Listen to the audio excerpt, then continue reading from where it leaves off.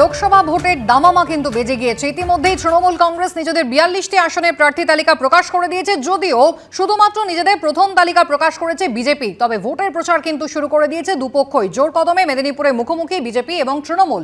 Slogan রয়েছে পাল্টা slogan, ছড়াচ্ছে উত্তেজনা। হুঙ্কার দিলেন বিজেপি সাংসদ দিলীপ ঘোষ, যদিও এখনো পর্যন্ত কোথা থেকে তিনি লড়বেন তা কিন্তু ঘোষণা হয়নি। জুন মালিয়াদের বলে দিচ্ছি, এভাবে ভোট করবেন ভাবলে আমরা কিন্তু অন্য কিছু দিয়ে ভোট করব। কানে দুল পরে যারা চেঁচাচ্ছে দিলীপ ঘোষ তাদের ভয় পায় না। কানের নিচে একটা থাপ্পড় মারবো, 7 দিন শুনতে পাবে না। অনেক কুকুরকে মুগুর দিয়ে সিধে করেছে, হুঙ্কার দিলেন দিলীপ ঘোষ।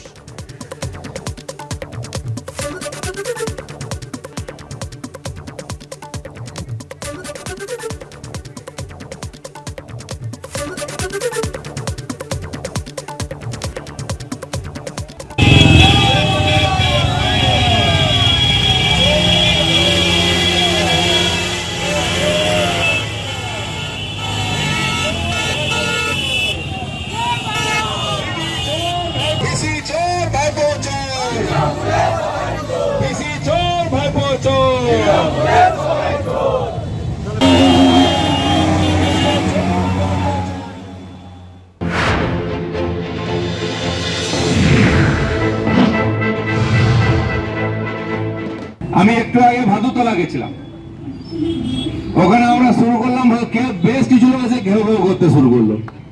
আমি জুন মালিয়াকে, সুজয় ভদ্রকে এবং সমস্ত টিএমসি নেতাকে আজকেই বলে দিচ্ছি, যদি আপনারা মনে করেন যে ভোটটা এভাবে করবেন, আমরা কিন্তু পোস্টার ব্যানার নিয়ে ভোট করবো না, অন্য কিছু নিয়ে করবো। আর এই যারা চেঁচামেচি করছে, কানে দুল পরে বলে আসো, বাড়িতে যেন বলে আসে, নামটা কেটে দেয়। দিলীপ ঘোষ এরকম যোগচোরদের মুখে পা দিয়ে 18টা এমপি জিতেছে, নিজে 87,000 ভোটে জিতেছে। এই ধরনের সমাজ বিরোধী গুন্ডা গাঁটকাটা পকেট মারদের ভয় পায় না, কানে নিজে 2 থাপ্পড় মারলে 7 দিন শুনতে পাবে না। তোমরা যদি মনে করো চেপকা চেঁচামেচি করে, মাইক দিয়ে মিছিল করে, বাইক চালিয়ে ডিস্টার্ব করবে, আমরা ওসব জানি।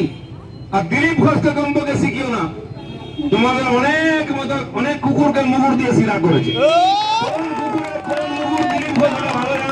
আমাকে শেখাতে এসো না। গতকাল অভিষেক বন্দ্যোপাধ্যায়ের সম্পত্তি অ্যাটাচ প্রশ্ন নিয়ে মুখ খুললেন মুখ্যমন্ত্রী মমতা বন্দ্যোপাধ্যায়। অভিষেক বন্দ্যোপাধ্যায়ের সম্পত্তি অ্যাটাচের কথা প্রকাশ্যে এনে শিলিগুড়ি সভা থেকে মুখ্যমন্ত্রী বললেন, গণতান্ত্রিক অধিকার কেড়ে নেবেন না। अभिषेक देखो, एक यंग लड़का, उसको तो कुछ करना पड़ेगा। जब शादी किया है, 2 बच्चे हैं, खिलाए खावाएगा कैसे? कुछ तो करना है। घर में बैठने से तो खाना नहीं मिलेगा। उसको एक बिजनेस था, सब प्रॉपर्टी अटैच कर दिया। লোকসভা ভোটের আগে মমতা বন্দ্যোপাধ্যায়ের মুখে অভিষেক বন্দ্যোপাধ্যায়ের সম্পত্তি অ্যাটাচ প্রসঙ্গ। সম্প্রতি নিয়োগ দুর্নীতি মামলায় আদালতে বারবার উঠে এসেছে লিপস অ্যান্ড বাউন্সের নাম।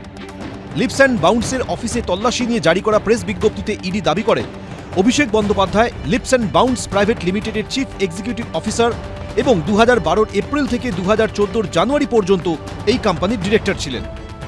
এবছরের শুরুতে আদালতের রিপোর্ট পেশ করে ইডি জানিয়েছিল, তারা লিপস অ্যান্ড বাউন্সের সম্পত্তি অ্যাটাচের প্রক্রিয়া শুরু করেছে। এই প্রেক্ষাপটে এবার মমতা বন্দ্যোপাধ্যায়ের মুখে শোনা গেল সম্পত্তি অ্যাটাচের কথা।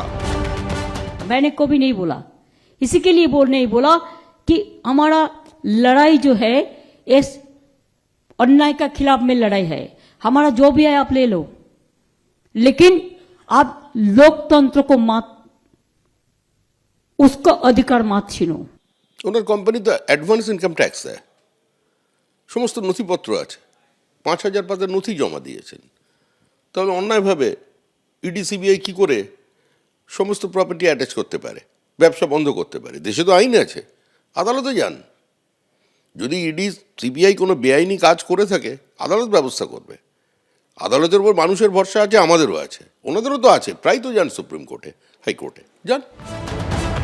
গত বছরের 21শে আগস্ট লিপস অ্যান্ড বাউন্সের আলিপুরের অফিসে অভিযান চালায় ইডি। লিপস অ্যান্ড বাউন্সের ডিরেক্টরদের সম্পত্তি নিয়ে কড়া পর্যবেক্ষণ দিয়েছে কলকাতা হাইকোর্টও।